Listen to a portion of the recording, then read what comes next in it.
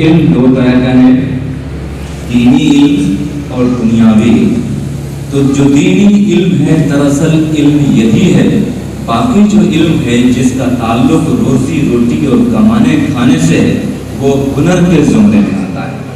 تو مبارکباد کے مستحق ہیں آپ حضرات کہ آپ نے اس آیت کی تفسیر کو سمجھا یا سمجھنے کے لیے اس ادارے میں داخل ہوئے۔ اللہ تعالیٰ آپ کو دین اور دنیا دونوں میں کامیابی عطا کرے۔ اور کہا جاتا ہے کہ جو بچہ دینی اعتبار سے حاصل کرتا ہے اور خاص طور سے جو بچے حفظ کرتے ہیں وہ بہت ذہین ہوتے ہیں۔ مدرسے سے فراغت کے بعد آپ دنیا کے جس شعبے میں علم حاصل کرنا چاہیں اس میں کامیابی آپ کو یقینی طور پر ملتی ہے۔ ٹیچر کے پیچھے پیچھے لگ جاتا ہے، سر جی مجھے جنت دے۔ تو سر نے کہا ٹھیک ہے کل آنا میں تم کو جنت دیتا ہوں۔ سر نے تو سوچا کہ میں نے کہہ دی بات آئی گئی ختم ہو گئی، لیکن بچے کے دل میں یہ بات بیٹھ گئی کل مجھے جنت دے گی۔ بچہ گھر پہنچتا ہے اور اپنی ماں سے کہتا ہے کہ ماں مجھے کل جلدی جگا دینا اور اچھے سے تیار کرا دینا، کل مجھے جنت دیکھنے جانا۔ ماں نے بھی سمجھا کہ ٹیچر نے کہا ہوگا دنیا میں جنت کہاں ہے۔ بہرحال بچہ پوری رات نہیں سوتا ہے، صبح کے انتظار کرتا ہے کہ کب صبح ہو میں تیار ہو کے اسکول پہنچوں اور ہمارے استاد ہم کو جنت دکھائیں گے۔ بچہ صبح صبح اپنی ماں کو جگاتا ہے اور کہتا ہے مجھے جلدی تیار کر دو۔ ماں نے بھی کہا کہ چلو اسکول کا وقت ہو رہا ہے، اس کو نہلا دھلا کے اچھے کپڑے پہنا کے اسکول بھیج دیتی ہے۔ اور اسکول پہنچنے کے بعد بچہ ٹیچر کو ڈھونڈتا پھرتا ہے، تراشتا ہے کہ مجھے آج جنت دیکھنی ہے۔ ٹیچر بولتے ہیں سر جی جنت دیکھنا ہے۔ تو انہوں نے کہا ٹھیک ہے اسکول ختم ہونے کے بعد تو میرے پاس آنا۔ چھٹی ہو گئی، سارے بچے گھر چلے گئے، وہ بچہ ٹیچر کے پیچھے پیچھے سر جی جنت دیکھنی۔ ٹیچر نے بچے کا ہاتھ پکڑا، کہا چلو۔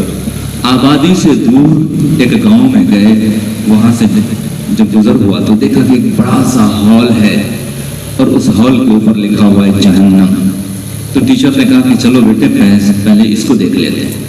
اندر گئے تو وہاں کا نظارہ یہ تھا کہ بڑی سی ڈائننگ ٹیبل لگی تھی، اس پہ انواع و اقسام کی چیزیں یعنی بہترین کھانے پینے کی چیزیں رکھی ہوئی ہے، دونوں طرف کرسیاں رکھی ہوئی ہے، دونوں طرف لوگ بیٹھے ہوئے ہیں اور دونوں طرف کے لوگ بہت دبلے پتلے، ایسا لگتا ہے کہ ان کو کئی زمانے سے کھانے کا نصیب نہیں ہوا۔ ان کے سامنے حالانکہ ایک سے ایک چیزیں رکھی ہوئی ہے، لوگ لڑ رہے ہیں، جھگڑ رہے ہیں، ایک دوسرے کو برا کہہ رہے ہیں، شور کا ماحول ہے، انتشار ہے۔ اس کی وجہ یہ تھی کہ سارے لوگوں کے ہاتھ میں 2-2 فٹ کا چمچہ بندھا ہوا تھا۔ لوگ کھانا اٹھاتے تھے اور 2 فٹ کا چمچہ ہے منہ میں ڈالنے کے بعد ادھر چلا جاتا تھا۔ جب آپ کے ہاتھ میں چمچہ بندھا ہوگا تو وہ چمچہ آپ کے منہ تک نہیں پہنچے گا۔ وہ اٹھاتے تھے، کھانا چاہتے تھے، لیکن ہاتھ ادھر چلا جاتا تھا اور ادھر سے اٹھاتے تھے ادھر چلا جاتا تھا۔ نتیجہ یہ ہے کہ وہ چاہ کر بھی کھانا نہیں کھا پاتے تھے۔ سامنے والے کو کہتے تھے برا بھلا یہ تمہاری وجہ سے ہے، تم نے دنیا میں مجھے ایسے کہا ویسے کہا، پورے لڑائی جھگڑے کا ماحول ہے۔ تو استاد نے کہا دیکھ لو یہی ہے جہنم، چلو آپ باہر چلتے ہیں۔ باہر چل کے پھر آبادی سے آگے گزرنے لگے تو دیکھا کہ ایک بڑا سا ہال ہے اسی طرح کا، اس کے اوپر لکھا ہوا ہے جنت۔ کہا کہ چلو بچے کی خوشی کا ٹھکانہ نہیں ہے۔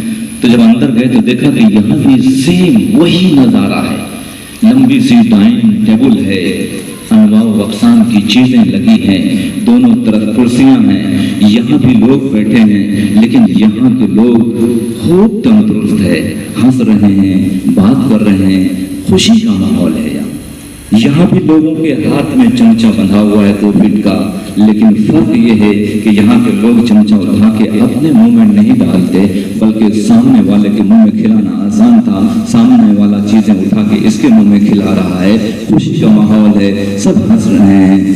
تو ٹیچر نے کہا بچے سے کہ دیکھو یہی فرق ہے جہنم اور جنت میں، کہ اگر ہم دنیا میں ایک دوسرے کا خیال رکھنا سیکھ لیں، ایک دوسرے کو اپنی مدد اور ہیلپ کرنا سیکھ لیں تو یہ دنیا بھی جنت بن جائے گی۔ اگر ہم نے صرف اپنے بارے میں سوچا تو یہ دنیا بھی جہنم کی طرح ہمیں دکھائی دینے لگے گی۔ تو اس لیے ہم کو کوشش یہ کرنا ہے کہ ہم اپنی ذات سے دوسروں کو فائدہ پہنچانے کی کوشش कोशिश करें। जो खुशी आपको दूसरों की फायदा पहुंचाने के बाद हासिल होगी उसका कोई बदल नहीं है।